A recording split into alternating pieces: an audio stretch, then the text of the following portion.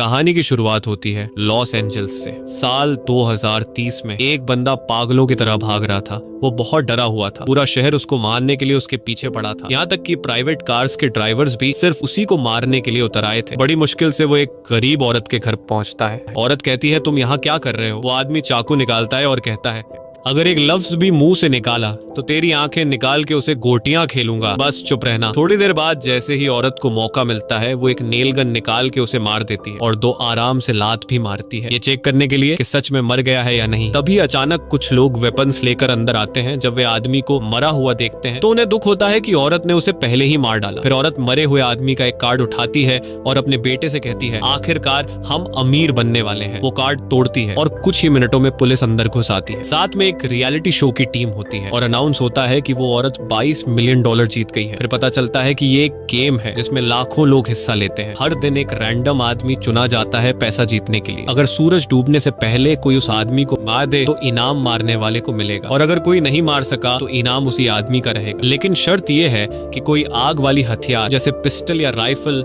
Use नहीं कर सकता। उसी दिन हमें एक लड़की दिखाई देती है, इसका नाम है कैटी। एक नाकाम एक्ट्रेस किस्मत आजमाने लॉस एंजलिस आई है ऑडिशंस के लिए। उसके साथ बैठी औरत कहती है, तुम बड़ी मासूम लगती हो, अपना ख्याल रखना बेटा, यहाँ लोग चोर हैं। कैटी कहती है, शुक्रिया नसीहत का, आप बहुत अच्छी लेडी हैं। औरत उसका हाथ पकड़ती है और कहती है, ऐसा मत कहो, तुम मेरी बेटी जैसी हो। चलो अब मैं यहाँ उतरती हूँ, गुड बाय। थोड़ी देर बाद कैटी जब अपनी कलाई देखती है तो वह शॉक हो जाती है कि उस औरत ने उसकी घड़ी चोरी कर ली। कहती है वो औरत चोर है। वह अपने ऑनलाइन बुक किए हुए कमरे में पहुंचती है। कमरे को देखकर वह परेशान हो जाती है क्योंकि जो कमरा मोबाइल पर उसने देखा था वह तो बिल्कुल अलग निकला। कमरे की मालकिन कहती है, हम अलग अलग फोटोज का इस्तेमाल करते हैं ताकि ग्राहक को फंसा सके। जैसे ही कैटी बेड पर बैठती है तो बेड नीचे गिर जाता है, लेकिन वो मजबूर थी क्योंकि इस कमरे का किराया सस्ता था। उसके बाद एला का मंगेतर आता है और एला से कहता है, देखा कल का इवेंट, कल लॉटरी का इनाम होगा $600 मिलियन। ये सुनकर कैटी हैरान हो जाती है कि ये कैसा मुकाबला है। उसके बाद वो कहती है, मेरा दिमाग मत खाओ, कमरे की चाबी दो, मुझे सोना है। वो लोग चाबी देते हैं और कैटी जाके सो जाती है। अगले दिन सुबह कैटी उठती है तो चेहरे पे पानी टपक रहा होता है। जब वह छत की तरफ देखती है तो पता चलता है कि ऊपर वाले पड़ोसी का वॉशरूम है और जिन कपड़ों में ऑडिशन देना था वो भी खराब हो गए। वो एला को कॉल करती है, ये क्या बकवास है, उठती हूँ तो लोग मेरे ऊपर पेशाब कर रहे होते हैं, कपड़े भी खराब हो गए। एला कहती है, परेशान मत हो, मेरे कपड़े पहन लो, कमरे की अलमारी में रखे हैं। कैटी सच में वही करती है और ऑडिशन के लिए निकल जाती है। अब सिर्फ आधा घंटा रह गया है ऑडिशन के लिए। जैसे ही वो ऑडिशन वाली जगह में एंटर होती है, वो देखती है कि वहाँ और भी लड़कियां ऑडिशन देने आई हैं।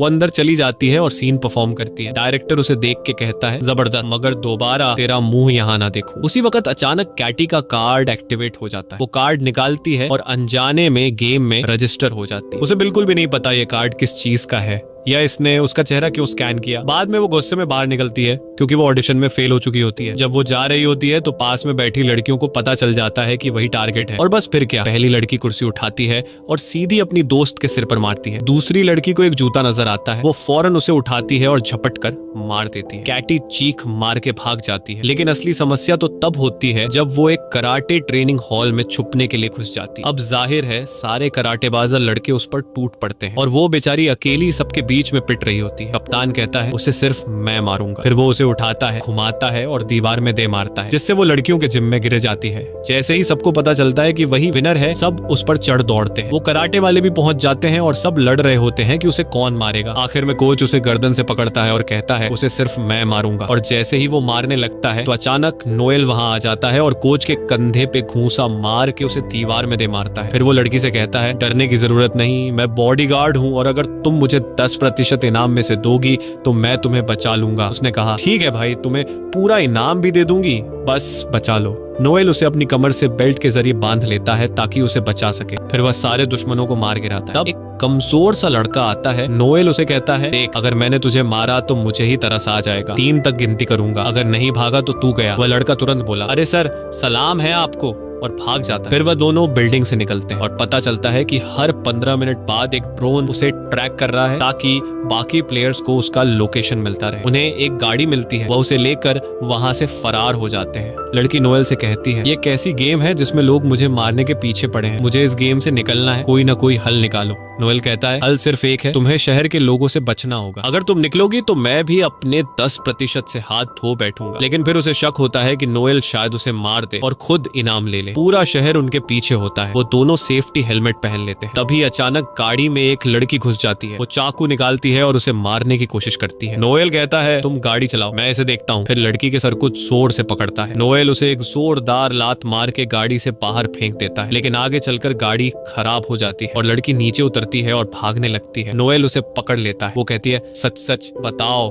तुम मुझे मार के इनाम लेना चाहते हो ना? नोएल कहता है बिल्कुल नहीं, मैं तो तुम्हें बचाना चाहता हूँ। तब पुलिस वहां आ जाती है तो लड़की फौरन नोएल से कहती है पकड़े जाने से पहले कुछ कहना है। फिर वो पुलिस के पास जाती है शिकायत करने, मगर तब उसे अंदाजा होता है कि पुलिस भी असल में उसे मारने आई है। नोएल फौरन आके उसे बचाता है और वो पुलिस को चकमा दे के भाग जाती है। वो एक मैगजीन से अपना चेहरा छुपाती है। फिर जैसे ही वो कार्ड देखती है पता चलता है कि ड्रोन ने उसकी लोकेशन शेयर कर दी है और जितने भी लोग आसपास होते हैं समझ जाते हैं कि खिलाड़ी यही है। सब अपनी गन्स निकालते हैं और उसकी तलाश शुरू हो जाती है। वो एक वैक्स म्यूजियम में जाकर छुप जाती है और खुशकिस्मती से कोई उसे वहां नहीं देख पाता। थोड़ी देर बाद एला उसे कॉल करती है और पूछती है वो कहाँ है। वो कहती है मुझे पता है, कपड़े पहुंचाने में देर हो गई, मजबूर थी। एला कहती है कोई बात नहीं प्यारी, बस अपना लोकेशन तो बता दो। वो कहती है मैं अभी म्यूजियम में हूँ, बस किसी को बताना मत। और अभी 1 मिनट भी नहीं गुजरा होता कि एला और डेजी आ जाते हैं। एला उसे मारने की कोशिश करती है। लड़की खुद को बचाने के लिए एक डंडे से वार करती है। वो दोनों से जान छुड़ाती है और फिर उन दोनों के पीछे म्यूजियम का दरवाजा बंद कर देती है। लोगों ने उसे देख लिया। वो फौरन बस से उतरते हैं ताकि उसे मार सके, लेकिन नोएल वहां पहुंच जाता है और उसे वहां से ले जाता है। कैटी कहती है मुझसे नाराज मत होना, मैं समझी तुम मुझे मार दोगे। नोएल कहता है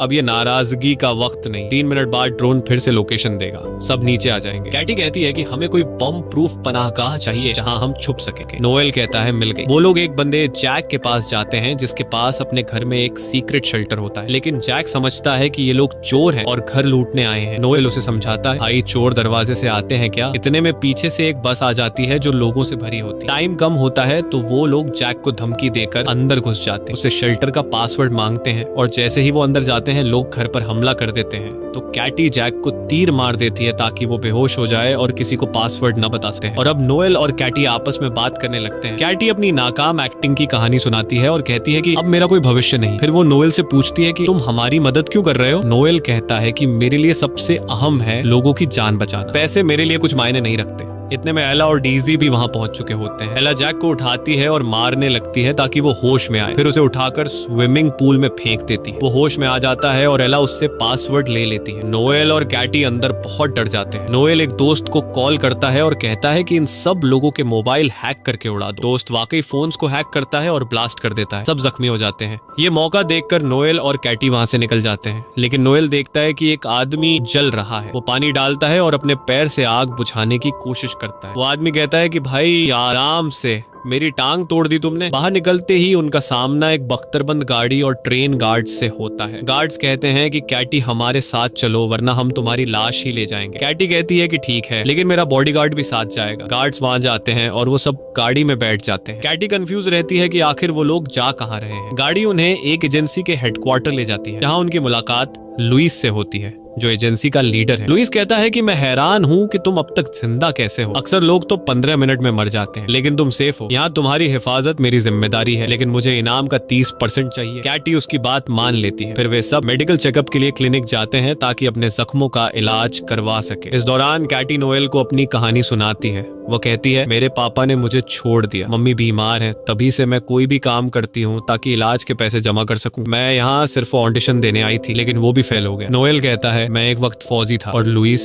जो अभी बाहर है वो मेरी टीम में था। एक बार मैंने एक मिशन से इनकार कर दिया जिसकी वजह से पूरी टीम मर गई, बस लुइस बचा और तभी से वो मुझसे नफरत करता है। तभी एक लड़की आती है और कैटी से कहती है लुइस तुम्हें सूरज डूबने तक एक सुरक्षित जगह पर ले जाएगा ताकि तुम जीत सको, बस अपना चेहरा इस डिवाइस पर रख दो। ये डिवाइस इसलिए था ताकि एक खास मास्क बनाया जा सके जिससे कोई भी उसे पहचान न सके। और वाकई में मास्क बन गया, एक बूढ़े आदमी का मास्क। लेकिन नोएल को कुछ अजीब सा महसूस हो रहा था। उसने कहा मुझे लग रहा है लुइस तुम्हें अकेले में मारने का प्लान बना रहा है ताकि वो अकेला इनाम ले सके। लेकिन कैटी को उसकी बात पर यकीन नहीं आया। उसी वक्त लुइस अंदर आता है और दोनों को गैराज में ले जाता है। वहाँ लुइस कहता है कि कैटी एक गाड़ी में बैठे और नोएल दूसरी में। यही कैटी समझ जाती है कि लुइस उसे धोखा देगा। वो उसे नीचे किक मारती है। अचानक लोग अंदर घुस आते हैं ताकि उसे मार दें, लेकिन खुशकिस्मती से कोई उसे पहचान नहीं पाता। तो केटी लुइस की एक गाड़ी लेती है और निकल जाती है, मगर लुइस नोएल को पकड़ लेता है और उसे इतना मारता है कि उसकी हड्डी तोड़ देता है। जब केटी भाग जाती है, लुइस उसे कॉल करता है और ब्लैकमेल करता है कि वो नोएल को मार देगा। केटी कहती है अब तुम क्या चाहते हो? वो कहता है फौरन आ जाओ शहर के बीच वाले थिएटर में। और उस वक्त सूरज डूबने में सिर्फ 16 मिनट बाकी थे, लेकिन केटी ने फैसला किया कि वो नोएल को बचाएगी क्योंकि वो कई बार उसे बचा चुका था। उसने अपने साथ पिस्तौल भी ली। वहां पहुंचती है तो देखती है कि नोएल जंजीरों में बंधा हुआ है। केटी कहती है अगर तुमने उसे न छोड़ा तो मैं खुद को मार लूंगी और तुम इनाम से हाथ धो बैठोगे। वह कहता है आसान है, मैं तुम्हारी अंगुलियों के निशान मिटा दूंगा और अपने लगा दूंगा। केटी कहती है जबरदस्त आइडिया, मगर मैं लाइव हूँ और सारी दुनिया देख रही है। वह कहता है अच्छा ठीक है, रिलैक्स हो जाओ और पिस्टल दो। केटी कहती है ठीक है, मगर पहले नोएल को छोड़ो और जाने दो। और जैसे ही वो खुद को मारने लगी, वह कहता है रुक जाओ, मैं उसे छोड़ रहा हूँ, ये लो चाबी। और फिर कहता है अब आराम से मुझे पिस्टल दो। केटी कहती है मुझे यकीन था कि तुम्हारे दिल में रहम है, ये लो पिस्टल। मगर अचानक उसे एक और तार किक मार देती है। लेकिन लोग अंदर घुस आते हैं और नोएल को बचाने से पहले कीटी को घेर लेते हैं। नोएल खुद को आजाद कर लेता है और लोइस से लड़ने लगता है ताकि वह कीटी को मार न सके। अब सूरज डूबने में सिर्फ 4 मिनट बाकी रह गए थे। इसी वक्त एक और ग्रुप अंदर आ जाता है और कीटी खुद को बड़ी मुश्किल में पाती है। वह थिएटर से भागती है ताकि कहीं सुरक्षित हो सके, लेकिन लोग पीछे पड़ जाते हैं। नोएल लोइस को जोरदार मुक्का मारता है। फिर वह थिएटर का सेट तोड़ता है ताकि कोई कीटी के पीछे ना आ सके, मगर लोइस के आदमी मानव सीढ़ी बनाकर उसके पीछे आ जाते हैं। लोइस इस तक पहुंच जाता है और उसका गला दबा लेता है। कहता है तुम्हारी मौत मेरे हाथों होगी। मगर कीटी फिसल जाती है और एक लोहे की रॉड से लटक जाती है और कीटी ने लोइस की जेब में मौजूद ग्रेनेड की पिन अपनी चाबी से निकाल ली। वह नीचे गिरती है और ग्रेनेड फट जाता है। लोइस मर जाता है और मुकाबले का समय खत्म हो जाता है। जब वह हवा में लटकी होती है, लोग उसे बचा लेते हैं क्योंकि वह इनाम जीत चुकी होती है। इसके बाद जोनी आता है और उसे इनाम देता है। खुश नसीब लड़की ने इतिहास की सबसे बड़ी रकम जीत ली, $3,600,000,000। दिन गुजरते हैं और वह बड़ी बड़ी कंपनियां खोलती है, बच्चों के लिए पनाहगाहें बनाती है, गरीबों की मदद करती है